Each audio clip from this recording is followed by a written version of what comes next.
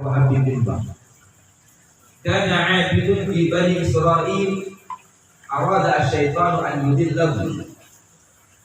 Bahwasanya pada zaman Bani Israil ada seorang ahli ibadah di mana syaitan sangat ingin menyesatkan ahli ibadah ini. Namun falam yastati, setan tidak pernah mampu untuk menggoda ahli ibadah dari Bani Israil tadi. Jadi ada salah seorang ahli ibadah dari Bani Israil yang ingin disesatkan oleh syaitan. Di mana perjuangan setan sudah sangat luar biasa, namun setan tidak mampu sedikit pun untuk menggoyahkan keimanan. Fafaraja al-'abidu dzata yaumin lihajatin. Maka pada suatu ketika seorang ahli ibadah dari Bani Israil ini keluar rumah karena ada keperluan. Dia bukan hanya sendiri, wa kharaja syaitanu ma'ahu. Ternyata setan pun ikut keluar bersama dengan siapa? Dengan si ahli ibadah ini. Ngapain setan? Nimbrung likai yajidu minhu fursatan, agar dia mendapatkan kesempatan untuk dapat menggoda ataupun menyesatkan si ahli ibadah ini. Tujuannya pengen nyesatin, makanya diikutin baik. Jadi tujuan mengikutinya untuk menyesatkan. Dia cari kesempatan.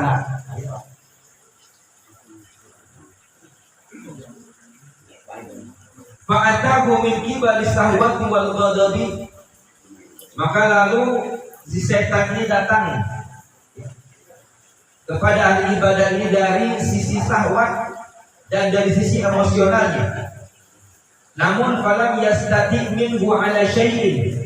Dia tidak mampu untuk menggodanya dari sisi sahwat maupun emosi. Ternyata orang ahli ibadah ini dia mampu menahan emosi.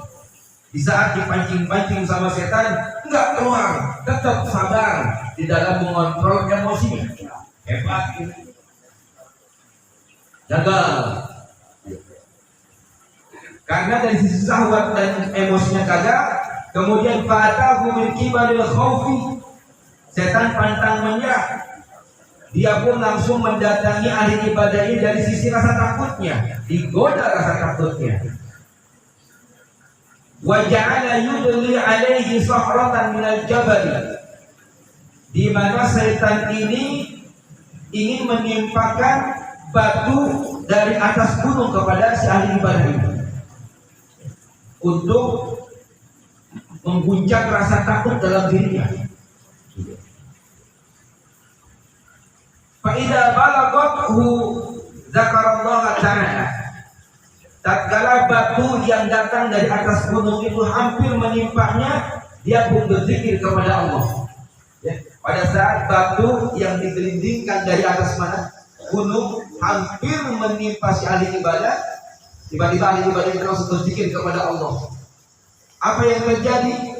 Fana'at anhu. Maka batu itu pun langsung menjauh dari siapa? Dari si ahli ibadah. Gagal lagi. Gagal lagi. Apakah dia menyerah? Tidak.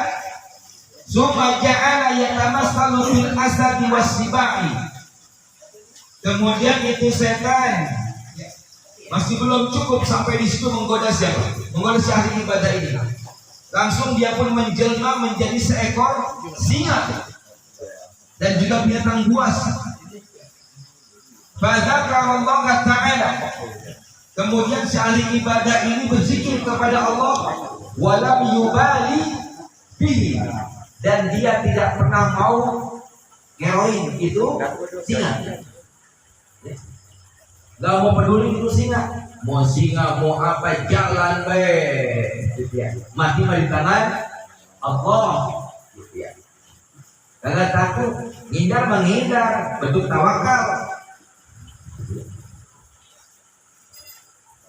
Jadi tidak mampu. Summa ja'ala yatamassalu lahu bil hayyati. Kemudian Setan karena sudah gagal lagi, dia pun langsung menjelma lagi menjadi seekor ular. Seekor ular. Wa huwa yusalli, sedangkan si ahli ibadah tadi sedang ibadah. Ya. Si ahli ibadahnya sedang dalam kondisi sholat. Faja'ala yatluwa ala qadamaihi. Kemudian setan yang menjelma menjadi seekor ular tadi langsung bergerak menuju ke atas kakinya. Naik ke kakinya. Wajah sadahu, kemudian ke jasadnya, ke badannya bang, dari kaki naik ke atas ular. Kita orang dong ya. Kilos 20 kita keluarin. Ular gitu ya. Ini mah enggak dia hatta bala barasahu, sampai itu setan naik ke atas kepalanya. Ngomong benar ini. Apa nih? Setan yang menjelma menjadi seekor ular. Wa kana idza arada as-sujuda, apabila si ahli ibadah ini pengen sujud, iltawa fi maudi ra'sihi minas sujud. Itu si setan yang menjelma menjadi ular tadi langsung naik ke atas kepalanya untuk menghalangi tempat sujudnya. Yakni wajhahu, maksudnya adalah keningnya. Nempel balik. Ya. Summa ja'ala falamma wada'a ra'sahu liyasjuda, maka pada saat si ahli ibadah tadi ingin meletakkan kepalanya untuk sujud di mana? Di tempat sujudnya. Fatahabahu, kemudian seekor ular yang sudah ada di atas kepalanya tadi langsung membuka mulutnya. Dia taqama ra'sahu, untuk makan kepala si ahli ibadah tadi. Pas sujud, ini ulang gak begini dia pokoknya. Udah siap-siap nelan, ya. Udah siap-siap memangsa, empuk bener kayaknya ini gitu ya. Faja'ala yunhihi, kemudian si ahli ibadah pun langsung minggir, ngegeser badannya. Hatta stamakkana minal ardi yasjuda, agar memungkinkan baginya untuk sujud di atas tanah tadi. Ular itu udah sampai bawah nih, dia geser kembali. Dikira nggak bisa, geser. Dia bergeser. Gagal mati ini mah. Tidak menggoyahkan, kali kabur gitu, ada ular, gitu ya. Menang baik. Terus sudah khusus dalam ibadahnya. Tahu ada ular, tahu. Dia tahu ini kayaknya bukan ular biasa ini ya. Ini mah ularnya kayaknya ular di luar di luar apa namanya, di luar nalar ini mah. Hadapin me. Mau dibawa kemana katanya? Boleh katanya. Lu jual boleh. Iya. Rasanya begitu ya dari kita. Jadi nggak berhasil lagi itu setan. Udah kesekian kalinya menggoda ahli ibadah tadi. Falamma faragha min sholatihi, maka pada saat si ahli ibadah tadi sudah selesai dari sholatnya, dhahaba, dia langsung pergi. Kemudian ja'a ilaihi as-syaitan, setan pun langsung datang kepadanya menghampiri si ahli ibadah. Faqala, maka berkata setan, ana fa'altu bika kadza wa kadza falam astati minka ala syai'in. Hei fulan, saya udah ngelakuin ini itu, tetap aja saya nggak mampu untuk menggoda dirimu, gitu ya. Kata si setan ini udah nyerah, berusaha untuk berlemah lembut kepada si ahli ibadah. Fabada li an usadiquka, maka oleh karena itu saya pengen teman yang terbaik. Udah nyerah, lebih berusaha pengen jadi teman.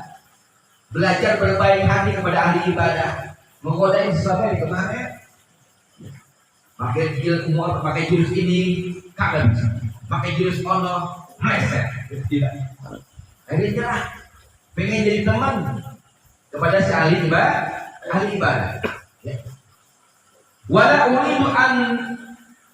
uridu dolalataka, Aku sudah nggak mau lagi untuk menyesatkan dirimu ba'dal yaum setelah ini. Pokoknya masih janji.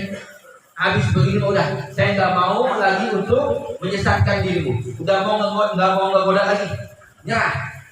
Kata itu saya setan. Faqala lahu al-abidu, maka berkatalah si ahli ibadah tadi kepada si setan, la, never. Oh enggak. Pengen berteman sama setan. Oh enggak. Udah ketahuan lagunya setan dari dulu. Ya. Kayak Bani Israel. Setan mah. Kenapa? Selalu ingkar janji, sombongnya naudzubillah. Ya, setan tuh. Jangan pernah dipercaya. Walaupun sedang berlemah lembut ini seakan-akan pengen jadi kawan. Padahal jebakan. Gitu ya.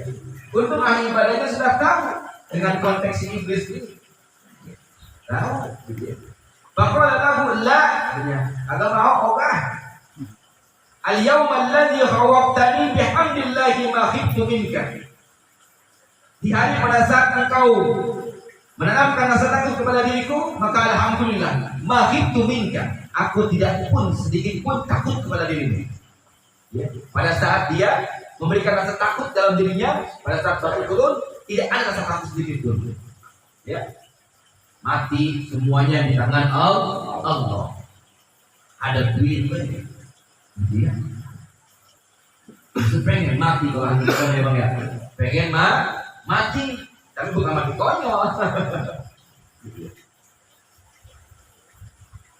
Kemudian wala li hajatul yaum, maka saat ini aku tidak ada rasa butuh untuk menjadi musadiqatika, menjadi kawanmu.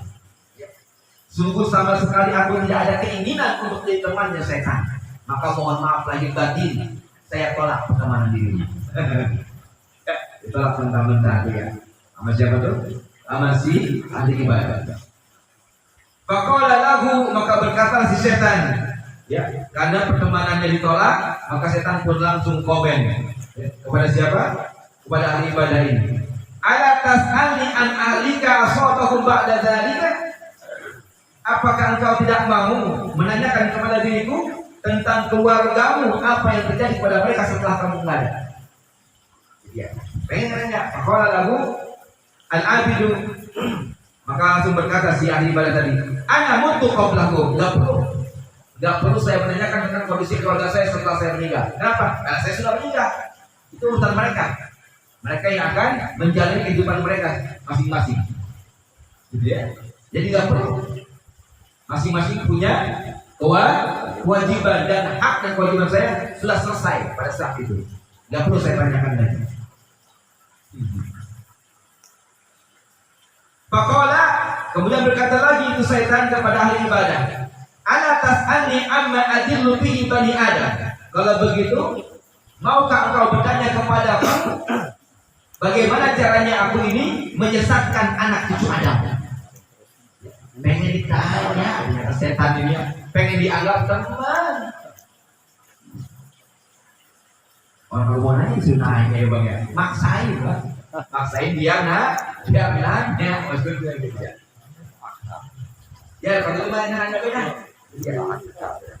Cara nanya, bagaimana cara saya dalam menggoda anak cucu Adam? Oh gitu. Ahli ibadah nih. Boleh kayak gini ya. Pertanyaannya boleh. Kemudian qala, berkata ahli ibadah bala. Boleh kayak gini mah.